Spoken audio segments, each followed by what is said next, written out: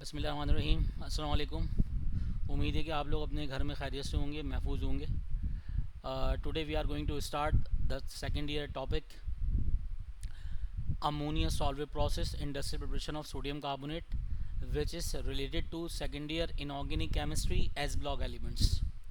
अब ये सबसे इम्पॉर्टेंट इंडस्ट्री है क्योंकि चैप्टर नंबर 3 में तीन ही इंडस्ट्रीज़ हैं। एक सोडियम मेटल की एक्सट्रैक्शन की है, एक NaOH की इंडस्ट्री है और third sodium carbonate.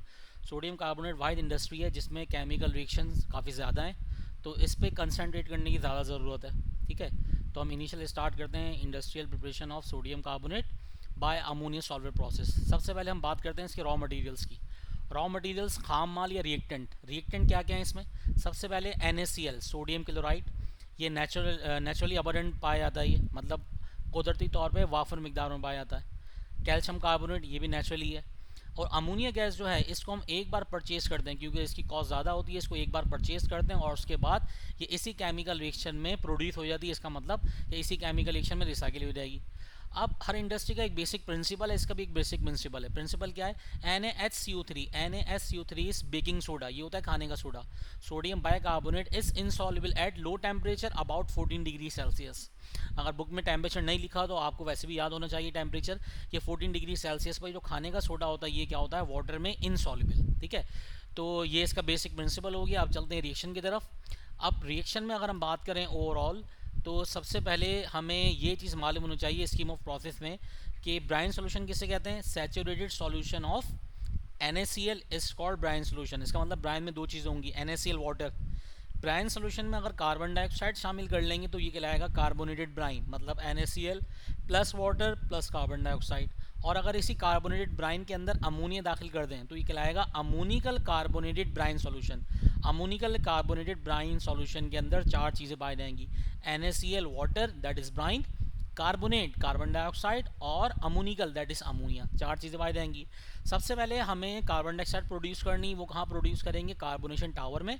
Calcium carbonate decompose to form calcium oxide और कार्बन डाइऑक्साइड। तो हमने कार्बोनेशन टावर के अंदर by heating calcium carbonate that is limestone, चूने के पत्थर को हीट करके हमने कैल्शियम ऑक्साइड और कार्बन डाइऑक्साइड प्रिपेयर कर ली। यहाँ पे हमें कार्बन डाइऑक्साइड की नीड है। ये देखने में लग रहा है वेस्ट प्रोडक्ट, लेकिन हमें ये रिसाइकिल या रिकवरी ऑफ अमोनिया में काम आएगा। ठीक है, अब कार्बोनेशन टावर के बाद हम चलते हैं मेन रिएक्शन की तरफ। जो इसके मेन रिएक्शन है वो कहाँ पर होंगे? अमोनिया सॉल्वेट टावर के अंदर। अब देखिए हमारे पास चार चीज़ें हैं। चार चीज़ें क्या हैं? NaCl water brine solution, ammonia और फोर्थ क्या है? Carbon dioxide. ये चारों चीज़ें एक साथ कांटेक्ट में आएंगी और इनका जो फाइनल प्रोडक्ट होगा वो क्या होगा? Sodium bicarbonate NaSCO3 which is insoluble at low temperature about 14 degree Celsius. अच्छा, ये चारों चीज़ें आपस में कंबाइन नहीं होंगे। ठीक है, जिस तरह अकॉर्डिंग टू हैरिस लॉ कि कोई भी रिएक्शन सिंगल स्टेप रिएक्शन नहीं होता है, consist of individual several step reaction. तो ये चारों रिएक्टेंट आप इसमें एक साथ कंबाइन नहीं होंगे।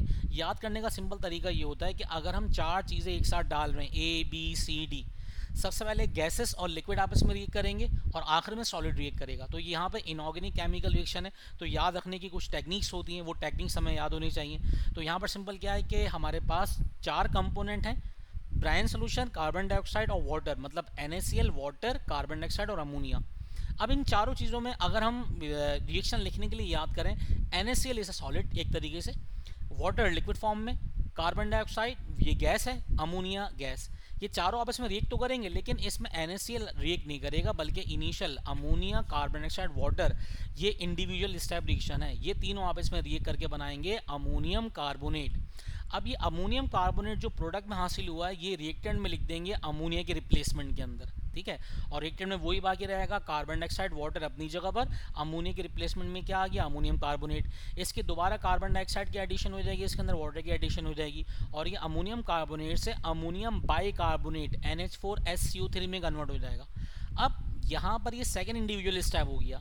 अब इस ओवरऑल रिएक्शन में हमने चार रिएक्टेंट ऐड किए थे, आखिरी रिएक्टेंट क्या बचा हुआ है? NaCl। अब ये जो NaCl है ये रिएक्ट कर जाएगा final product that is ammonium bicarbonate से। तो सिंपल यहाँ पर डबल डिस्प्लेसमेंट केमिकल रिएक्शन होगा। इसको रेड से शो किया, इसका मतलब important chemical reaction NaCl Na positive Cl negative, NH4SCO3 NH4 positive SCO3 negative, double displacement reaction होगा। अमोनियम पॉजिटिव मिलेगा NaCl के नेगेटिव के साथ, फॉर्मेशन करेगा अमोनियम क्लोराइड। और सेकंड जो मेजर प्रोडक्ट है हमारा वो क्या बनेगा, Na reacts with SCO3 to form sodium bicarbonate baking soda. This reaction is exothermic in nature because large amount of heat evolve in this reaction. To reduce temperature यहाँ पर हम क्या करेंगे, यहाँ पर हम हीट एक्सचेंजर इस्तेमाल करेंगे। हीट एक्सचेंजर में क्या होता है, डबल पाइपिंग होती है, ठीक है। अब यहाँ पर सिंपल मल्टीपल चॉइस के लिए ये भी याद होना चाहिए कि आपको कि यहाँ पर जो NaSCO3 इसका टेम्परेचर हाई है, इसको लेके आना है 14 डिग्री सेल्सियस के ऊपर। तो यहाँ पर जब इसको हीट एक्सचेंजर में लेके जाते हैं, हीट एक्सचेंजर में दो बॉडीज पाई जाती हैं, एक हॉट बॉडी होगी, कोल्ड बॉडी होगी, दोनों का टेम्परेचर डिफरेंस होगा।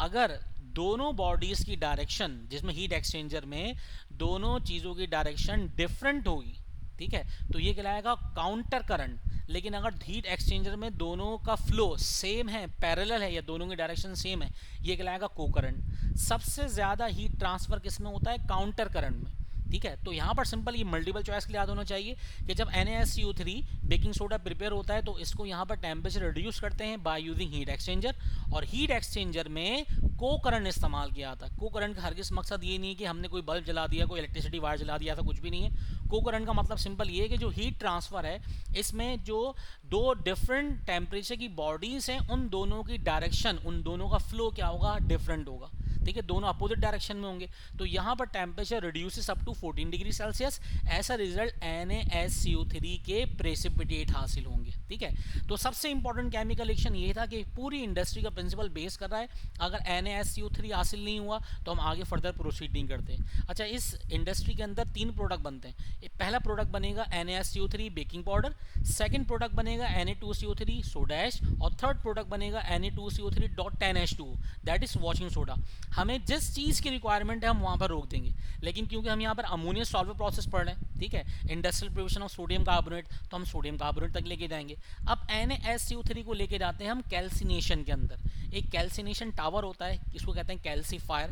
NaSCO3 कैल्सिफिकेशन में लेके जाते हैं, इसकी कैल्सिनेशन परफॉर्म होती है। On heating NaSCO3 decompose to form sodium carbonate, water and carbon dioxide. Sodium carbonate को कहते हैं हम यहाँ पर सोडा ऐश, ठीक है।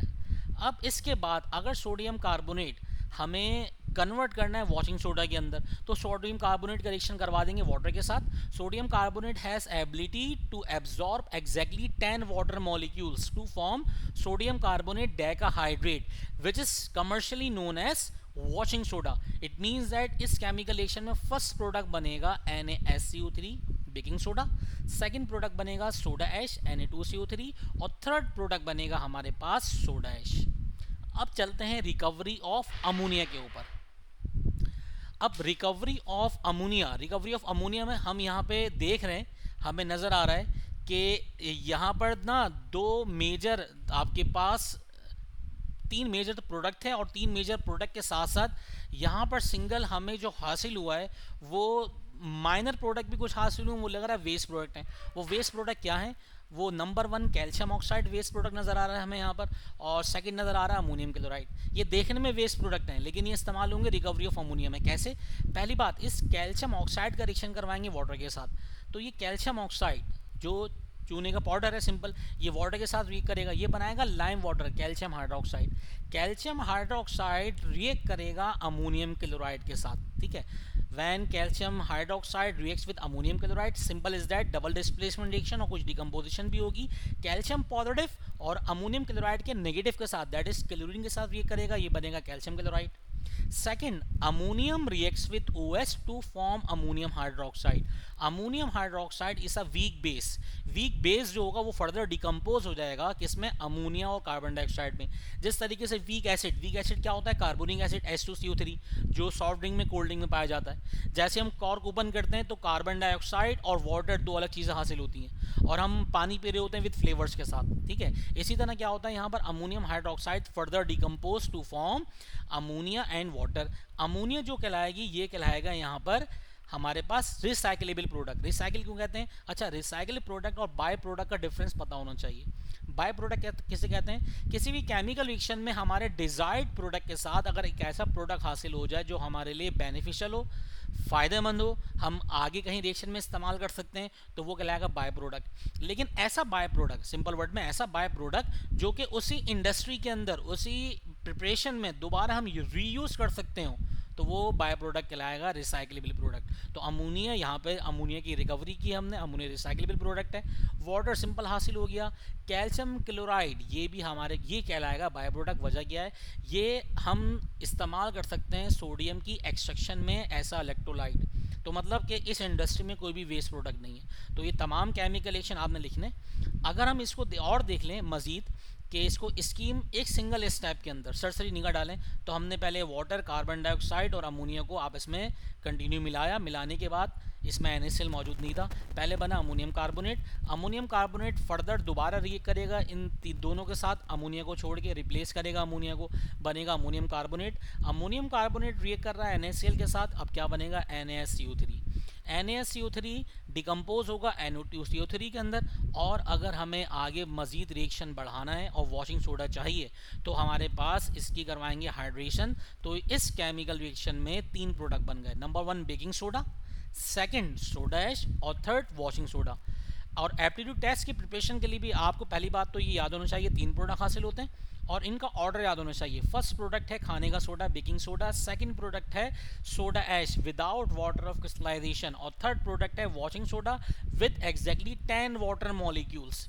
ठीक है, तो यहाँ पर तमाम केमिकल रिएक्शन एंड कर दिए। इसके बाद अगर हम चार्ट, फ्लो चार्ट की मदद से, जो कि आपकी बुक में दिया हुआ है, ये देख लें, तो ये अमोनिया सॉल्वेट टावर है। इसमें अपर जो है, अपर पोर्शन मतलब अपर इनलेट जो है, यहाँ से अमोनिकल ब्राइन दाखिल किया जाता है, नीचे से कार्बन डाइऑक्साइड दाखिल की जाती है। ये लगी हुई बैफल्स प्लेट। बैफल्स प्लेट का काम क्या होता है? बैफल्स प्लेट का काम होता है टू इंक्रीज सरफेस एरिया। ठीक है, ये सिर्फ मल्टीपल चॉइस के लिए याद रखिएगा कि why we use baffles plate in ammonia Solvay process just to increase surface area. और बाकी केमिकल रिएक्शन वही है कि कैल्शियम कार्बोनेट डिकम्पोज होगा, कार्बन डाइऑक्साइड बन गया, कैल्शियम ऑक्साइड बन गया। इसी तरह हमें एक वेस्ट प्रोडक्ट हासिल हुआ था अमोनियम क्लोराइड, ये दोनों आपस में रिएक्ट करेंगे, क्या बनाएंगे भाई? अमोनिया की रिकवरी हो गई। तो एक सिंपल सा ये फ्लो चार्ट है। अगर ये 1 नंबर का फ्लो चार्ट बनाने के लिए आ जाता है तो आप वही बना दीजिएगा। ठीक है, तो उम्मीद है भाई आप लोगों को तमाम रिएक्शन समझ में आ गए होंगे। और अगर इसके मुतालिक कोई सवाल है तो आप लोग मुझसे करें, अदरवाइज़ हम नेक्स्ट वीडियो के अंदर दूसरी इंडस्ट्री के साथ मिलते हैं। टिल देन अल्लाह हाफ़िज़। अगर आपको हमारी ये वीडियो पसंद आई तो हमारे पेज को लाइक, कमेंट, शेयर और सब्सक्राइब करना मत भूलिएगा।